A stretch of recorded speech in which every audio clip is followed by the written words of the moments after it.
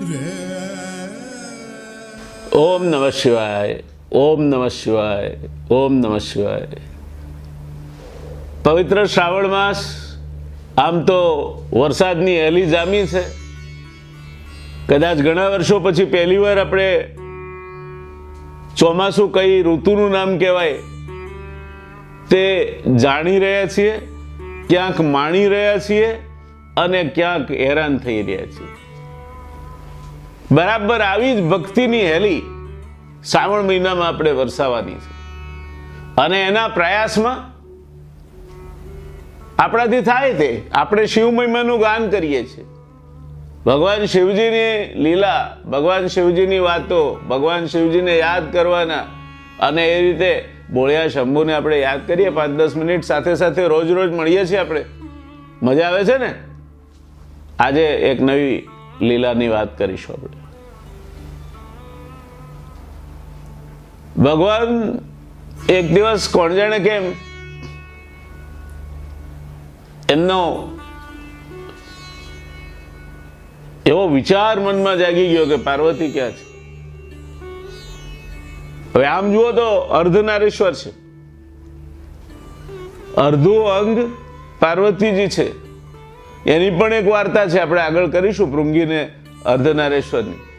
પણ જેનું અર્ધું અંગ સ્વયં પોતાની પત્ની છે એ વ્યક્તિને પોતાની પત્ની ક્યાંક નથી, ક્યાંક ખોવાઈ ગઈ છે, એના વગર પોતે એના વિરહમાં તડપે છે. આમ તો શ્રાવણ મહિનો પણ વિરહીજનોનો છે ને, એટલે એ વિરહમાં શંકર ભગવાન પણ તડપવા માંડ્યા અને વિરહમાં તડપતા તડપતા એ હિમાલયના જંગલો ખૂંદવા નીકળી પડ્યા. મા ઉમાની શોધમાં, પાર્વતીની શોધમાં, નગાધિરાજ હિમવાન, હિમવાનની પુત્રી પાર્વતીની શોધમાં, મા શક્તિની શોધમાં આ બોળિયો નાથ નીકળી પડ્યો. જંગલો ખૂદતો જાય. પાર્વતીજીને શું આવ્યું કે આ મહાદેવજી આજ કઈ ભાગ વધારે ખાઈ ગયા છે કે શું થયું છે? હું સાથે જ છું, અમે શિવ અને શક્તિ જુદા પડી જ ન શકીએ. અર્ધનારેશ્વર સ્વયં શક્તિને શોધવા નીકળ્યા છે, મને શોધવા નીકળ્યા છે. એમને એમનું અંગ છું એ પણ ભૂલાઈ ગયું છે. આવી કઈ જાતની પ્રેમની સ્થિતિ, અથવા આવો કેવો ઉન્માદ પ્રેમનો કે હું સાથે છું છતાં પણ એમને મારો વિરહ ચાલે છે.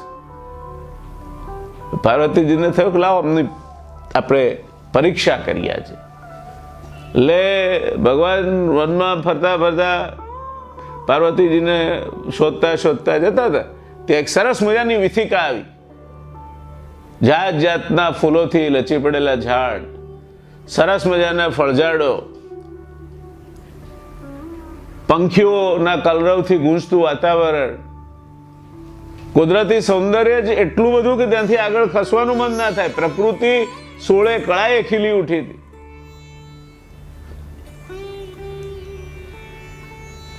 ભગવાન શંભુને લાગ્યું કે આ કેટલી સરસ જગ્યા છે, મારા જોવામાં કેમ નહીં આવી આજ સુધી? અરે ત્યાં એમણે દૂર નજર કરી તો એક ઝૂંપડીનું આંગણું દેખાણું. સરસ મજાનું સ્વચ્છ આંગણું, નાની પણ બહુ કલાત્મક રીતે તૈયાર કરેલી ઝૂંપડી. અને વધારે શંકરને જે દેખાણું એ તો એ આંગણામાં બેઠી બેઠી એક અતિ સ્વરૂપવાન સ્ત્રી એ કંઈક દાણા વીણતી હશે અથવા કંઈ સાફસૂફી કરતી હશે. ભગવાનના પગ અનાયાસે તરફ ખેંચાઈ ગયા.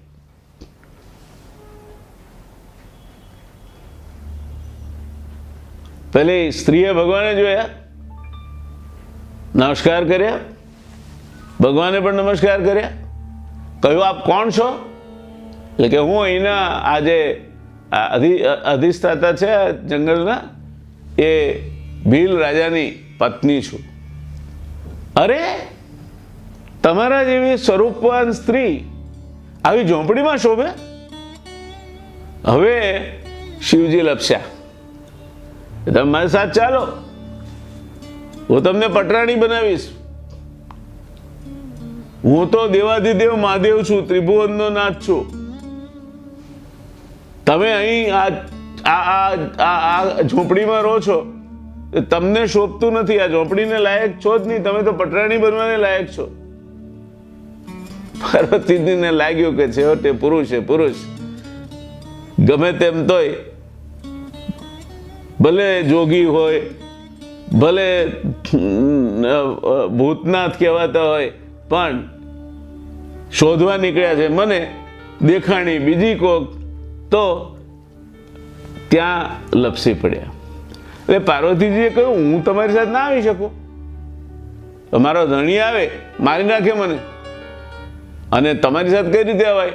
તમારો આવો વેશ જુઓ, સાપ છે ગળામાં, બીક લાગે મને તો, બાપરે બાપ, મારો ધણી તમારા કરતા ઘણો રૂપાળો છે. તો મહાદેવજી કે તને ગાંડી ખબર નથી, આ બધા મારા આભૂષણો છે, અને આ ડમરું ને ત્રિશૂળ ને એ બધા મારા આયુધો અને મારા બધા સાધનો છે.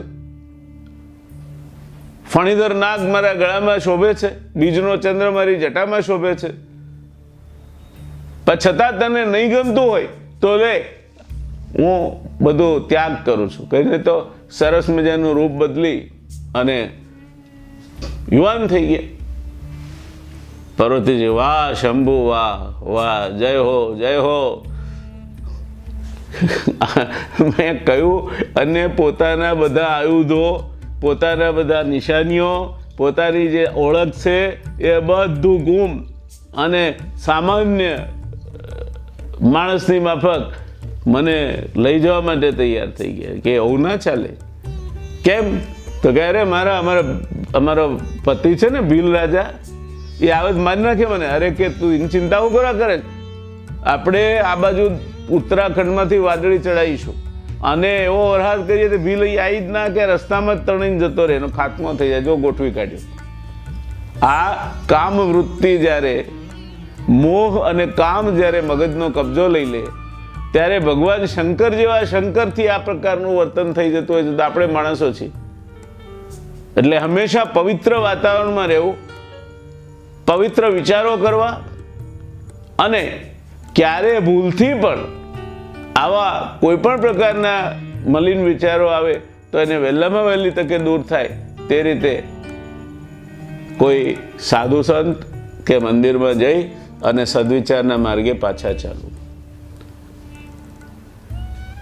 પાર્વતીજી, એવું થોડું છે, એવું તમે કહો એટલે ચાલે. અમારે તો આદિવાસીઓમાં નૃત્ય હોય, તમને આવડે જ નૃત્ય? અરે કે મને તો તાંડવ નૃત્ય આવડે છે. તો કે કરી બતાવો. અરે તાંડવ નૃત્ય ના થાય ગાંડી, આખું બધું ત્રણેય ભુવન બધા હલબલી જશે. તાંડવ નૃત્ય તો સંહારનું નૃત્ય છે, તાંડવ નૃત્ય થોડું થાય. તો પેલા પાર્વતીજીએ કહ્યું, આ ઘૂઘરા રહ્યા, પગે બાંધો અને તમે મને નાચી બતાવો. શંકર ભગવાન, દેવાધિદેવ મહાદેવ પેલી ભીલ કન્યાએ ઘૂઘરા આલ્યા, એ પગે બાંધીને એના મોહમાં એવા અંધ થયા હતા. તે છનક છન છન, છનક છન છન, છનક છન છન નાચ્યો ભગવાન. તો પાર્વતીજી કેવા પ્રભુ, જયો જયો જયો. અત્યાર સુધી મને એમ હતું કે આપ આ બધાથી પર છો, પણ આપે તો આજે ખરું સ્વરૂપ મને બતાવી દીધું. પાર્વતીજી પોતાના મૂળ સ્વરૂપમાં આવ્યા. એમણે શંકર ભગવાનને કહ્યું કે તમે ગાંડા થયા છો. શિવ અને પાર્વતી, ઉમા અને મહેશ ક્યારે જુદા હોઈ શકે ખરા? તમે અર્ધનારેશ્વર કહેવાઓ છો, હું તમારું અડધું અંગ છું. પરણ્યા તે દિવસથી હું તમારા શરીરનો ભાગ છું, અને તમે મને શોધવા નીકળ્યા છો. કસ્તુરી મૃગ, એની ડૂંટીમાં કસ્તુરી હોય અને સુગંધ આવે એમ દોડ્યા જ કરે, દોડ્યા જ કરે, દોડ્યા જ કરે. તેમ બગલમાં છોકરું અને આખા ગામમાં તમે રાડો પાડતા પડતા શોધવા નીકળ્યા છો. હું તો તમારો ભાગ છું, આપણે બે જુદા કઈ રીતે હોઈ શકીએ? જરા શિવજીને પાર્વતીજીએ ઠપકાર્યા. આ કથા છે. કથા ભક્તો પોતાના ભગવાન માટે એટલા માટે બનાવી કાઢે કે યથા દેહે તથા દેવે. પોતે જે માણસ છે એ માણસ રૂપે મારો ભગવાન હોય તો કેવી લીલા કરે, માણસ રૂપે મારો ભગવાન હોય તો શું વિચારે, ભગવાન મારી સાથે હોય, મારી વચ્ચે હોય તો એની લીલાઓ કઈ હોય. કૃષ્ણ માખણ ચોરે, મટકી ફોડે, યશોદામાને હેરાન કરે, બધું જ કરે. કારણ કે એ લીલા સ્વરૂપે આપણે ભગવાનના વિવિધ સ્વરૂપોને ભજીએ છીએ. આ મહાદેવજીએ ભીલ કન્યાને પામવા માટે જે લીલા કરી, ત્યાર પછી પાર્વતીજી પ્રગટ થયા અને પછી સજોડે બંને કૈલાસ પધારી ગયા. આ ભગવાન ભોળિયા શંભુની વાત છે. ભક્તિ કરો તો પવિત્રતાથી કરો. કોઈ પણ વિકાર જો મનમાં આવશે તો વિકાર શિવને પણ પતન તરફ લઈ જાય છે. વિકાર શિવની પણ વિવેક બુદ્ધિનો નાશ કરે છે. વિકાર શિવને પણ સામાન્ય માણસની માફક જ પતનના માર્ગે લઈ જાય છે. માટે ભક્તિની સાથોસાથ વિચારોની પવિત્રતા નહીં હોય તો એ ભક્તિની કોઈ જ અર્થ નથી. આપણે આનું સરસ મજાનું લોકગીત છે. એ લોકગીત આપણા રાષ્ટ્રીય શાયર ઝવેરચંદ મેઘાણીએ સંકલિત કર્યું છે, સંપાદિત એમનું પુસ્તક છે. એ રઢિયાળી રાતમાં આ લોકગીત એમણે મૂકેલું છે, શિવ ને પાર્વતીનો સંવાદ. થોડું જુદી રીતે છે.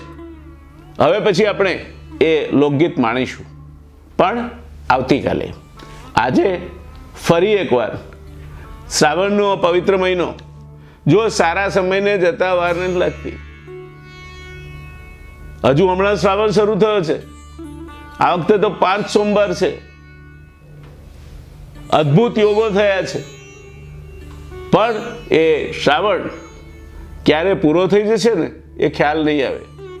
એટલે શ્રાવણ હજુ હમણાં જ શરૂ થયો છે. થોડો જરા જામે એટલે ભક્તિ કરી એવું ના રાખતા. પાછા જેટલી કરી ભક્તિ એટલી આપણી છે, એમાં કોઈનો ભાગ નથી. ભગવાન ભોળિયા શંભુ તમને સૌને કલ્યાણના માર્ગે લઈ જાય. તમે સૌ શિવત્વને પામો, સૌનું કલ્યાણ થાય, સૌ સુખી થાય, એવી ભગવાન શંકરના ચરણોમાં પ્રાર્થના સાથે ઓમ નમઃ શિવાય, ઓમ નમઃ શિવાય, ઓમ નમઃ શિવાય.